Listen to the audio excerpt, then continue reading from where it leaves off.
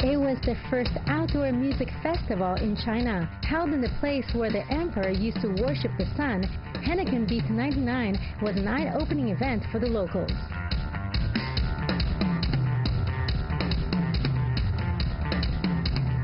In 2000, a rock-oriented music festival took place on the campus of Midi Music School in northwest Beijing. Performed by students, the free event attracted thousands of people every day.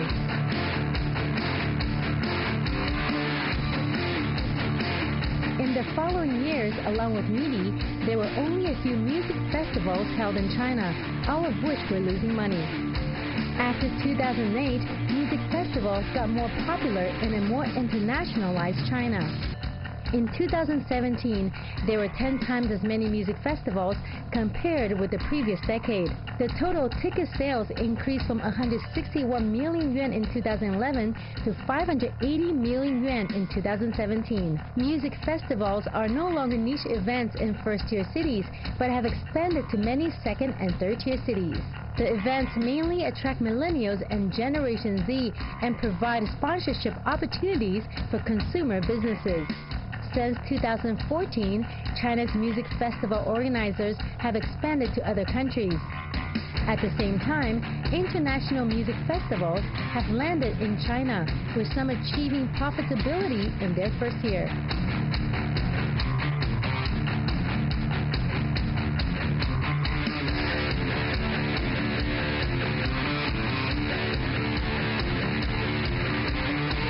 The music festival culture in China has spread its wings, bringing people together from all over the world. Hello and welcome to this edition of Crossover. I'm Ji Xiaojun. Hello from Beijing, I'm Louisa Lee. I never realized you're actually a musician. Yeah, I never told you this, because I don't want you to force me to sing in front of you. Okay, do it. No, do it now. I'm not going to. So you had a band? I was I was in a band like 5 or 7 years ago. What kind of music? I did rock music. You do rock? Soft rock, though. So that's pop. Yeah, I guess there is a very fine line between pop music and soft rock music, I guess. Yeah, I mean, it's only trendy thing to call music rock, right? Soft rock. So how long was your musician career then? Just a few years, but I had my TV career, so I had to choose. I didn't have enough time to practice, and so I didn't want to let my band down, so I decided to focus on my TV career. Yeah, music career must be boring then. I love music though, still. All right. Yeah. Yeah, today we're going to talk about music festivals in China, and we, relatively speaking, we have only a short period of history for music festivals in China, but how it started and what kind of phases they've come through. We're going to talk about this, and for that we're joined in the studio by 3 special guests. We have Michael. Michael is a professor. Now I'm calling you Michael, but you're actually a professor of finance. You can call me Michael. At Peking University. That's right. And you're literally living a double life. Professor in the daytime. You have a label. You're the boss of a label. Well, in at night, right? So which one is your main job? Well, you know, fortunately I like them both. Okay. But the music takes up more time. So we got the answer. Yeah. So we have Professor Zhang Qian from the Communications University of China. What is your area? Popular music So study. not so much a double life. Not that much. Yes, so they're still connected. Yeah. Full-time professor. You don't have a label or a band or something? No, I don't have, but I do get involved in the music scene a lot. I'm a devoted fan, for the rock. Okay. Yeah. She also has a different life, right? Yeah, I think so. Yeah. I see. Okay, double life. And we come down to the boss of MIDI Music Academy, MIDI Music Festival, Shan Wei. Shan Wei, yes. Do you also live a double life? Yeah, I work for music, and I'm a family man. Okay, a family guy. Yeah. Very nice. So let's talk about a music festival. When was your first time being in a music festival? Probably. When was the first MIDI festival? It's in 2000. 2000. 2000. So probably 2002. Those were the early days of the music scene. So everything that happened, everyone came together to support it. So it was quite exciting, but it was not very big. What's impressive is how quickly it grew, but in the beginning it was quite small. How small? It's about every day 1,000. 1,000? Yeah, 2,000. kind of. But it started with your own students, right? You Yeah, had the school but actually, during the first 3 years MIDI festival, it was all in MIDI school. It's like a graduation performance of your students. Yeah, something like that. Yeah. Yeah, but it's outdoor. It's open to the public. Yes, because it was free, totally free. And even you can get free beer. Free beer? Yeah, yeah. That's nice. In that time, we do have some atmosphere for cultivating some music fans, devoted fans, because, I think that era is before the cassette with cart era. The cassette with cart. These cassette tapes, they were not officially imported from other countries. Yes. And it's kind of a smuggled, but they were stopped by the custom. Okay. And then they had to destroy them by cutting the cassette tape. Yeah. There is a hole. The cassette tape. There's a CD, a hole in the CD. Oh, and the CD. But technically, you can still play most of the music on the CD. Okay. But these CDs are the ones that were carrying all these avant-garde at the time, the international music. That's how the Chinese musician at that time knew about the international music scene. They were exposed to international. That became really a legendary generation because they would import all of these CDs, and they were random. You could hear, the most boring pop stuff and the most avant-garde stuff that you'd ever heard of. You just had to know. So all of these kids would go to these shops.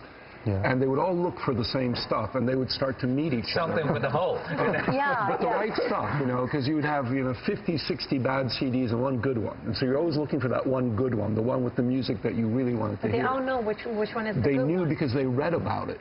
So they were all looking for it, and they all met each other. And that was the generation that formed most of the most interesting bands.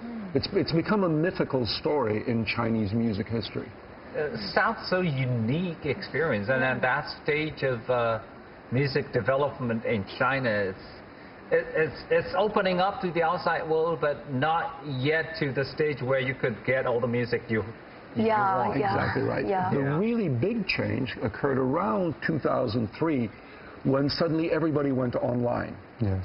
Because they had read about all of these. They knew who Charlie Parker was, they knew who Lou Reed was, they knew who Messiaen was, but they never heard the music until they went online. And then suddenly 100 years of music was just dumped on the Chinese audience. And that is maybe the most exciting way to listen to new music without any historical context. It's just all fresh.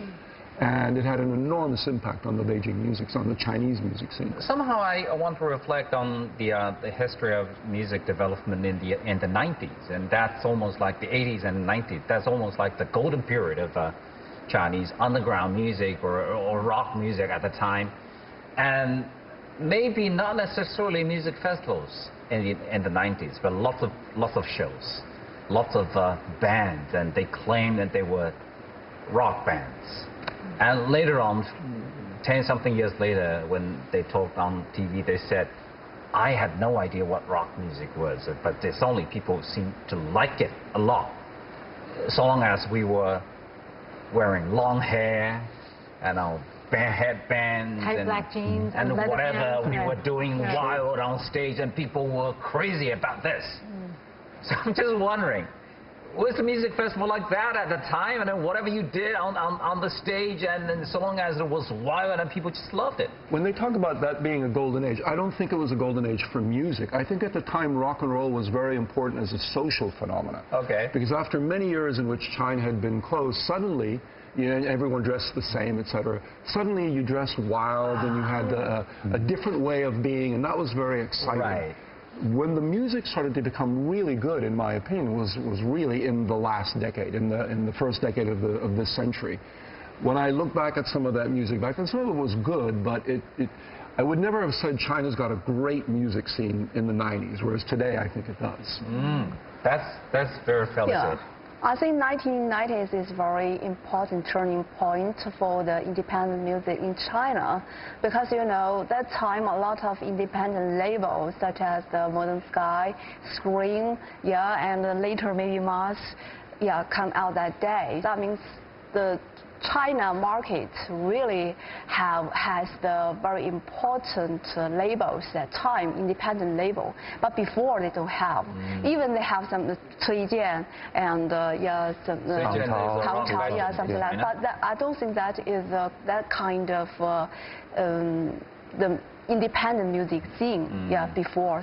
What about those musicians? I mean, attending all these music festivals, because it has a lot to do with who is actually down there listening to their music and performing for a label, performing for a CD, performing for a live house, performing for a outdoor music festival. I guess these are all different experiences. When they perform for a outdoor music festival, what was it like? I mean, for musicians, you have a label and your musicians also perform for these music festivals. Sure. Do they play it? Do they concentrate on the music itself, or is it more about the interaction with the fans? You know, every musician is different, but the most professional musicians recognize there's a big difference between playing in a club and playing in a festival, and they adapt. They change their performance style, etc., to adapt. But different musicians are different. Some musicians just don't like playing big stages. They'll do it, but you can see they're uncomfortable, and others love it. So is it also the case that some musicians are just not the right ones for an outdoor music festival? Definitely, but they'll still play it because it's a chance to get an audience that you don't really already have. It's tough for them sometimes because it's a very different atmosphere. Yeah, but critical question: were you making money at the time?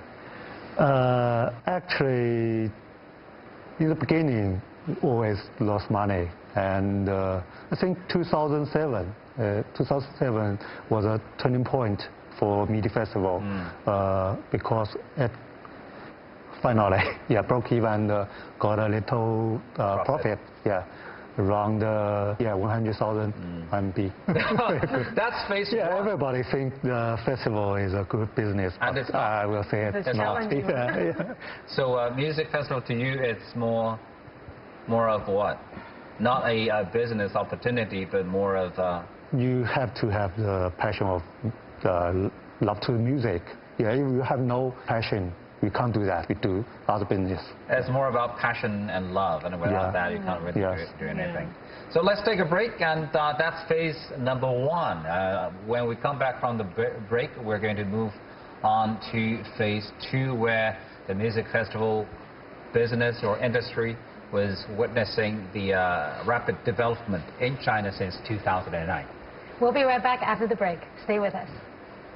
我觉得最早的中国有的音乐节呢，其实是个 party， 是在 MIDI 音乐节的这个学校的这个礼堂里面，大概有2年的时间吧，是这个MIDI 的学生，然后大家组起来有一个合作课，大概有个10来个乐队这样的组合起来，有的是临时的，有的是玩了1、2年的，有的是这个 copy 一些国外的乐队，那有的是经过了很长时间的有自己风格的乐队，也有1、2支，反正有这个blues 啊、爵士啊，然后或者翻唱各种国外乐队都有，也有翻唱中国摇滚乐队的，翻唱崔健的。这样一来，就慢慢的我们会开始去做自己的乐队，我们开始去拿上这个吉他、贝斯、鼓，拿上乐器，我们去把这些东西表达出来。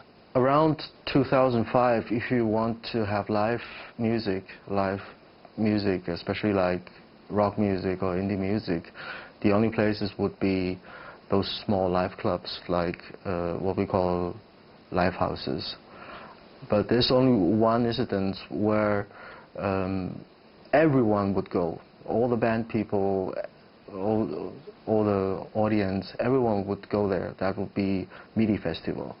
If MIDI Festival is on, all these places would be empty. Everyone is already gone, and those who cannot would envy those who are there. After 2008, there are more and more festivals, and development of festival market is growing a lot and fast.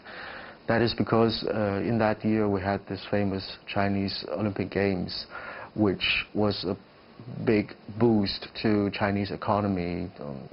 cultural section. Another important thing that happened also at the same time was a huge project conducted by the Chinese government and the German government as a collaboration on exchange in economy, cultural, technology, everything together combined.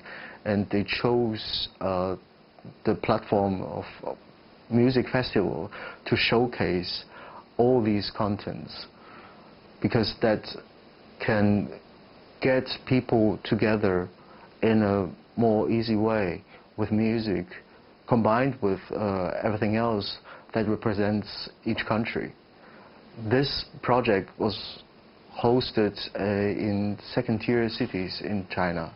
That evened out the way for other festivals later to come in the second-tier or third-tier cities, because that helped local officials, local business people, industry people to see the opportunity and potential of mass events involving music. People started to be more open-minded, influenced by that big German and Chinese project.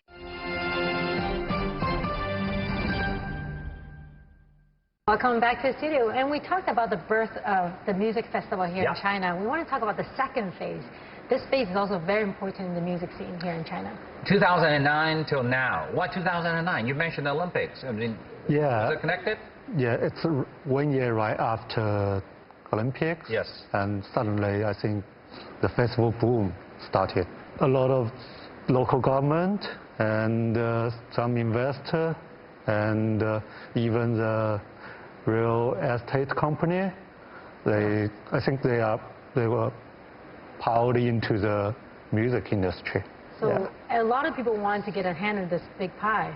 Yeah. Competition for your company. We never treat all this festival as a competition because, you know, it's always, if a lot of people do that thing, it will make us get more profit, maybe. That's true. Because basically, you were working together to build a bigger pie. Yeah. So you get a smaller share, but it's a bigger share. In a few years' time, then all these bands must be extremely busy. They have to travel from one festival in a day to the next, and maybe next day.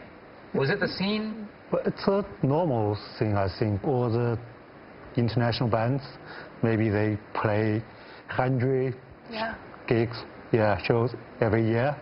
I think for Bob Dylan does like 270 a year. That's like literally. So every day. they tour, not only in America all the time. It's still not enough to all the Chinese Not bands. enough music festivals. Yes, Somehow exactly. I want to compare music festival to all these marathons that we have in China. It's almost like, you know, we have a marathon each day in a different city, in a country, and sometimes several marathons happening on the same day on different locations, you know, all half marathons. So they would invite some professional runners to compete in these marathon races. But the thing is, the same bunch, the same group of runners, they will compete one day here, and they will run again to keep the record of each different marathons. So what I'm saying is, what would happen to the music festival too? Say, the same band will be invited to different music festivals just because these music festivals wanted to have these big names to mark, you know, we are the prestigious a music festival. Same thing happening, or not? I think so. I think there's probably too many not good festivals, too many bad festivals. I think we need more meaty, more professional festivals. When festivals are put together not because someone is in love with the music, but because someone thinks it creates an opportunity for the local government, that I think is not likely to be a great festival.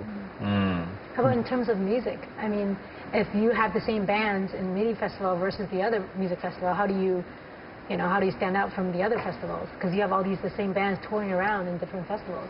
For every festival brand, they have their own personality, character. So they have to, the way to create the festival, it's different. So it's not only about the lineup and the artists. it's about the way the organizer how to create the events. Yeah, like MIDI festival, they camping whole night, they party. Yeah, so it's an experience. It's experience, the vibes. Only belong to MIDI. But for the artists, the bands, I think there are so many new bands in China, thousands. But a lot of festivals, the organizers, maybe they only pick up the few bands or few artists they think there is a commercial value. Yeah. Oh, they're famous. Yeah, they're famous. They can sell tickets. So they ignore a lot of new bands. So that's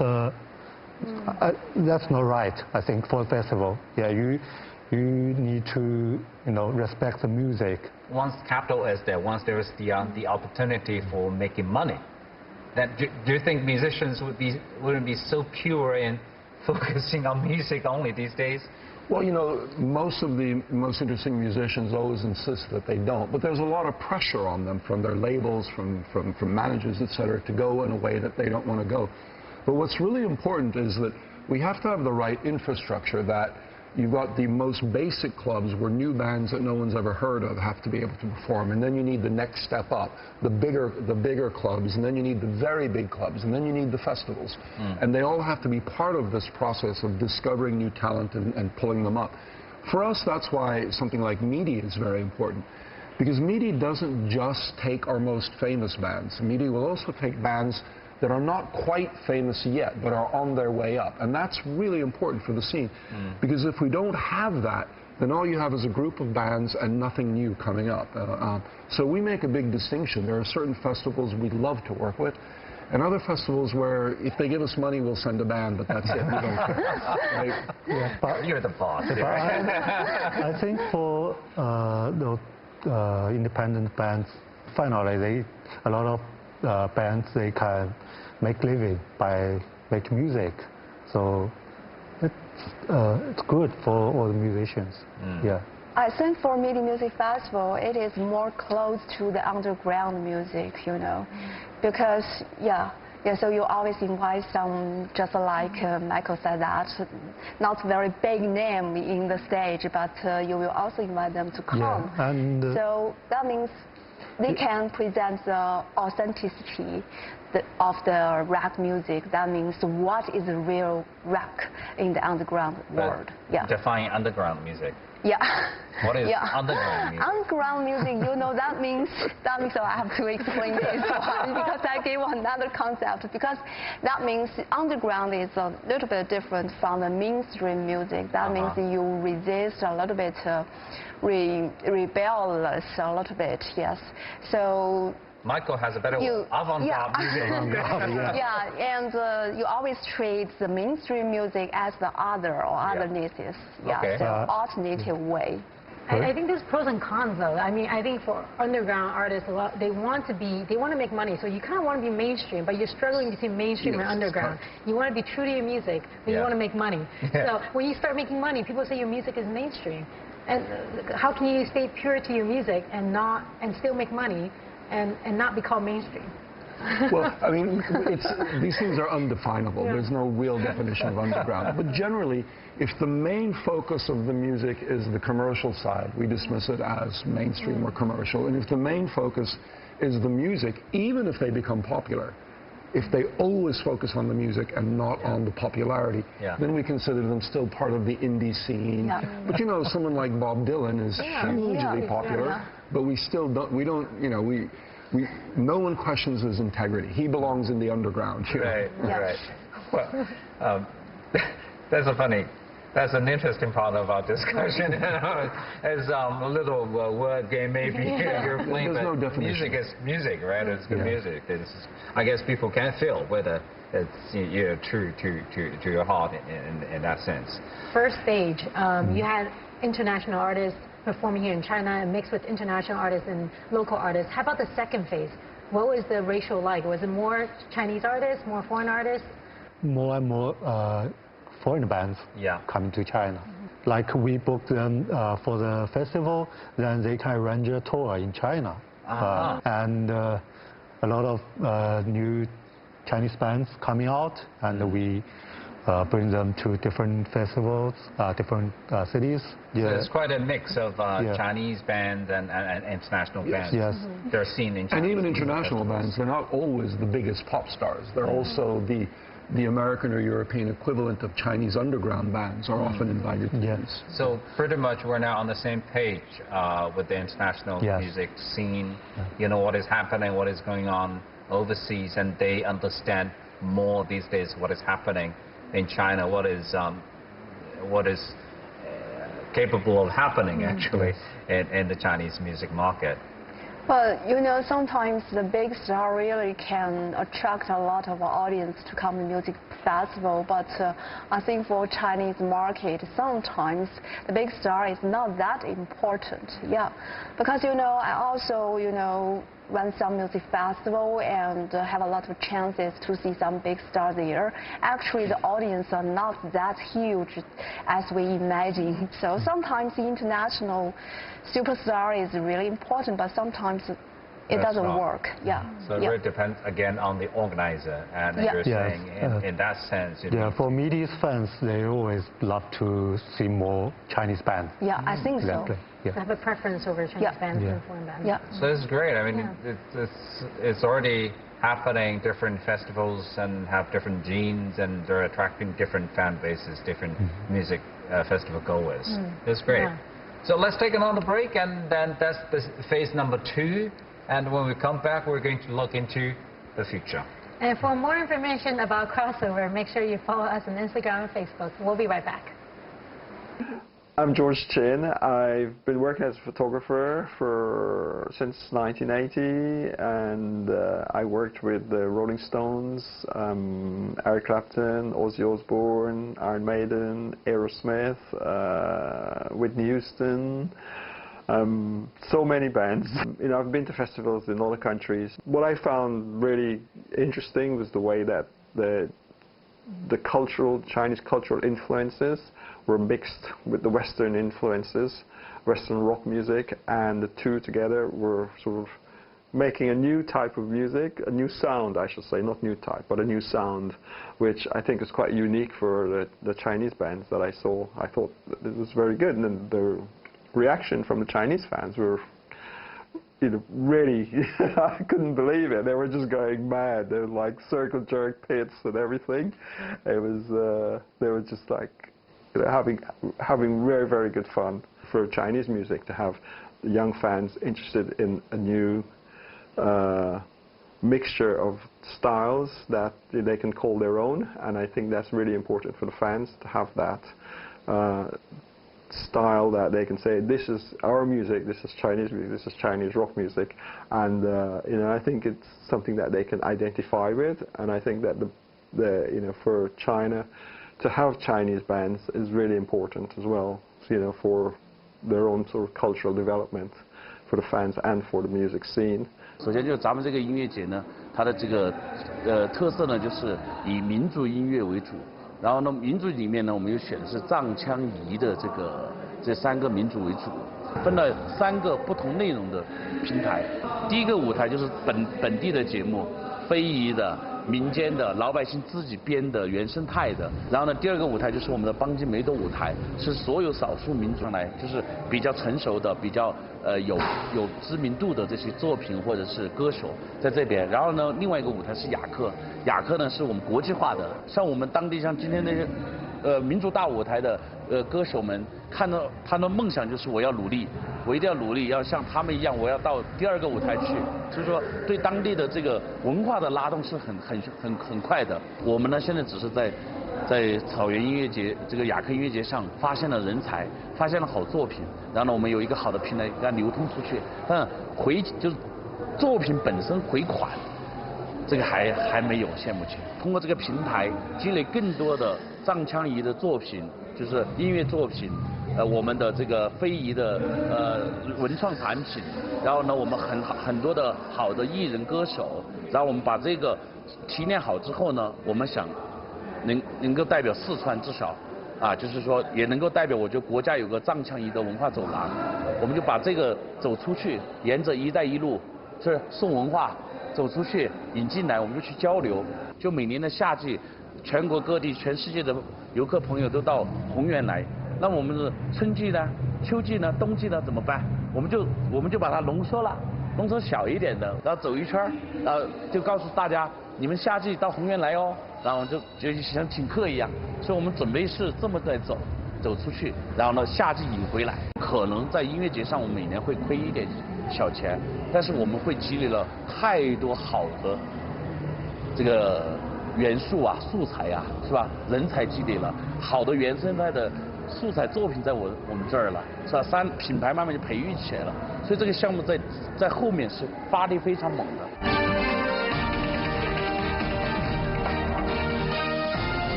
因为到这个音乐节就可以看到很多中国北京当地的文化特色，可以听到北京当地的音乐。比较喜欢音乐。我觉得那里边年轻人可能会更多一些，容易交到一些新的朋友。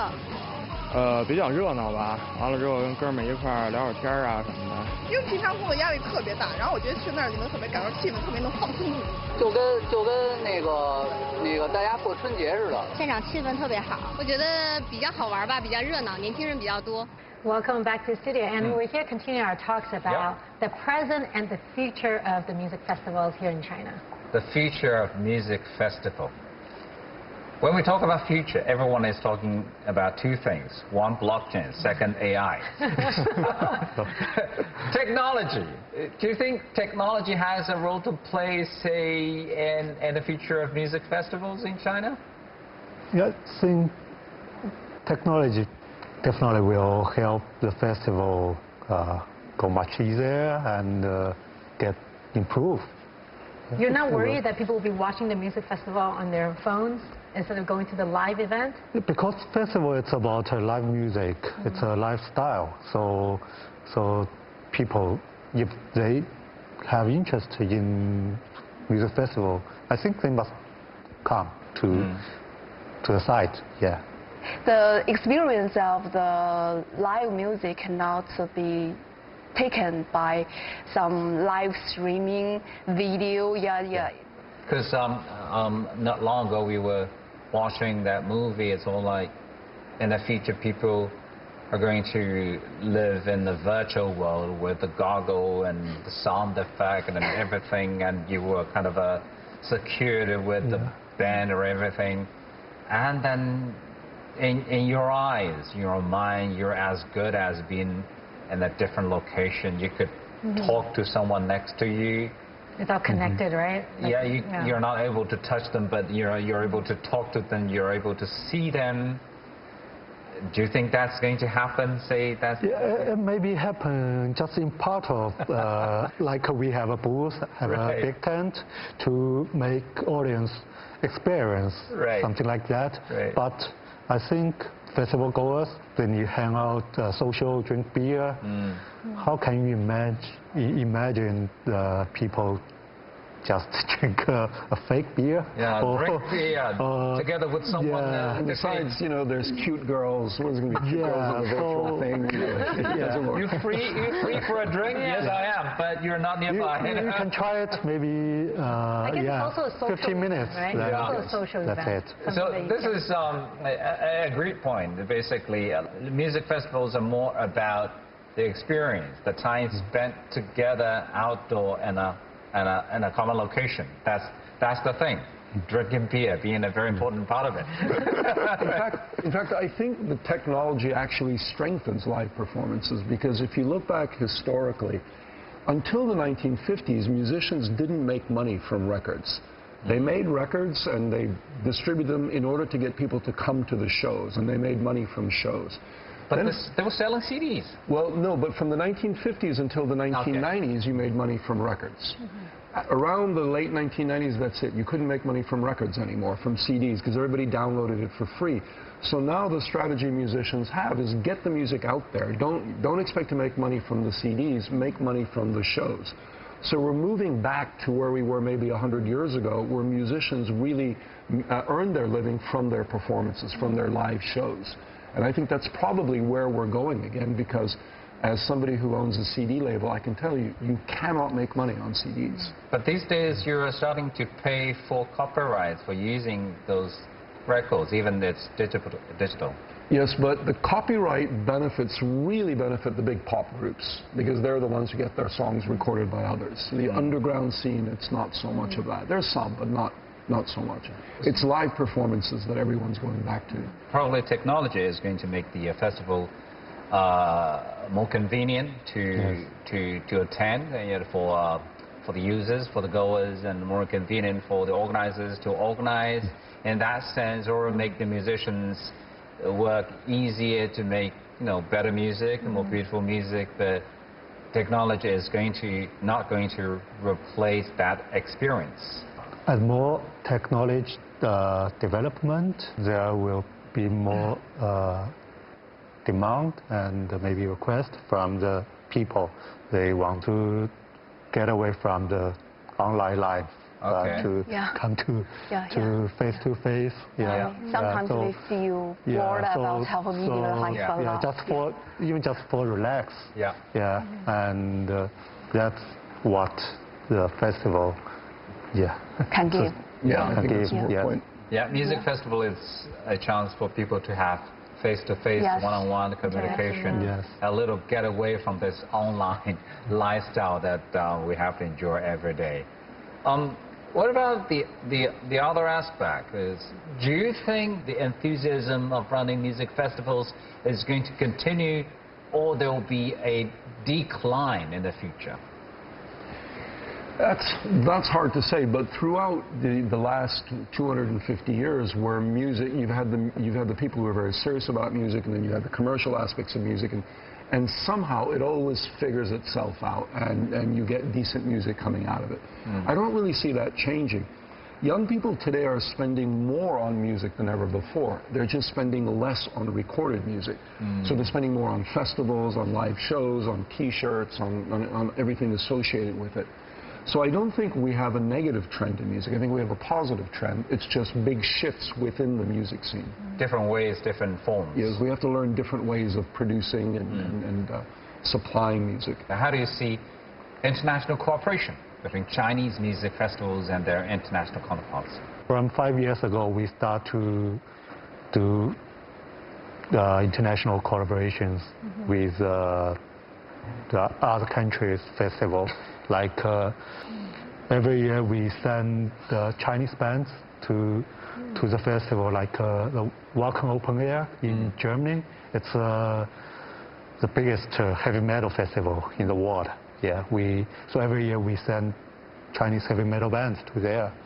And also in every August we send Chinese independent bands to Korea, to the Busan Rock Festival, as well as some folk bands to Edinburgh Fringe Festival in Scotland. So we do a lot of the international collaborations. How about the audience from the West? Are they really accepting these Chinese musicians, and how do they see Chinese musicians? Well, I can tell you, in the part of the music world where I am, the sort of the underground and avant-garde stuff, yes, you go to New York, you go to Berlin, you go to London, everyone's buzzing about the Beijing scene. So it's considered something very exciting that's happening, something very new. For more established names, I don't think that's happening yet, but it takes time. Eventually it'll happen. So this is really a two-way traffic. We're not only inviting international artists to come to perform in China, we're also sending Chinese artists to join all these international music festivals to perform for an international audience. Or to do club tours. We'll do 20 cities in Europe, 20 cities in the U.S. What we found really interesting is that there are musicians that are quite well known abroad. For example, Rick Mamie from a pretty famous band who's completely fallen in love with the Chinese music scene. So now whenever his band tours in England, they just toured England and they brought Bird Striking, a Beijing band, with them. We're starting to see this a great deal of excitement develop about the underground cool bands. And that'll extend to the more commercial stuff eventually, I think. This is also a nice way to introduce Chinese culture and China to the international community, and they'll know more about the Chinese culture through this little window of music festival, through these Chinese musicians. Yeah. And you know, we all know that music has no boundaries. So if you like their music, then you're interested in their culture. That's how it is. It also breaks stereotypes, because a lot of people have this idea of what Chinese music should be, and it involves stereotypes from 100 years ago. And of course, that's not what China is. I mean, you look at a city like Beijing and its subways and everyone on smartphones, and it's a very modern city. So the music that comes out of Beijing is not going to be your image of Xinjiang music. It's going to be something very loud and noisy and modern. And I think that's been very important, because when these bands go abroad, the first thing people say is it's a Chinese band. And then after a while, they stop saying that. They just say it's a really cool band from Beijing or something like that. Now, say that again. It's Chinese from, the impression is from this is Chinese music to this is music from the band from Beijing. Yeah, exactly right. Exactly. What matters is not the country, but later on it's music. Yes, if you have a favorite American band or an English band, it's not because it's an American band or an English band, it's just the band that you like. Whereas a few years ago, if a Chinese band went abroad, they were a Chinese band. Now they aren't. Now they are a band, either good or bad, and you like them or you don't like them. And I think that's very important for China and for any country, that it can break out of the stereotypes, the cultural stereotypes. Yeah, and if we refer back to what you said in the very beginning, it's, you know, when you first attended the music festival back here in China, it's like, wow, you had all these bands. And now these days, I guess all these music festival goers would be like, yeah, we have that, and it's only something natural. Yeah. Because, you know, I think there's a lot of chances for all the corporations or companies to connect themselves to the international network now due to the development of the internet, something like that. So that means they have more chances to send their bands to overseas market. Yeah. So what will be your concern, the biggest concern for the future? Actually, I don't have so much concern about the future. But I do have expectations for future. We want to have more young and professional people joining us to do the more festival. I think in more cities in China, and even go abroad. Yeah, I think, to promote more cool bands, good music. And what's your take, Ms. Zhang? Yeah, how to make the music festival more close to the underground music, and how to make the music festival become very good platform to incubate the very good original music. That will be a challenge for all the organizers of the music festival. And you know, how to provide very good service, just like you mentioned. Yeah, because the service is always very important part for the music festival runners, organizers. Yeah. Michael? Yeah, I think, you know, it's still, for a country the size of China, the scene is still quite small. Just given the scope of China, you know, 10% of China is bigger than Germany. So in that sense, we're still quite small, but we're big. And the exciting thing is that as China develops more and more as an urban middle-class culture, then the audience for this type of music just has to grow. There's simply no way that it won't grow. So we're all reasonably optimistic that things look good, and I'm very excited about the Chinese music scene. I think it's going to do very well. So yet again, it's time for you to make another decision whether you would like to go back to your music career. Or where I want to sit here with you on the couch, right? I'll sit here on the couch with you for now. All right, Ben. Maybe I'd wait a few more years before I jump into music. Thank you. But this is good news that we're now hearing that it's a music festival. The future is promising, and we certainly have a lot of great music festivals to look forward to in the future. So once again, thank you very much for your time here in Crossover. Thank you for doing the show. Thank you. Thank you for watching this episode. We'll see you next time. Bye.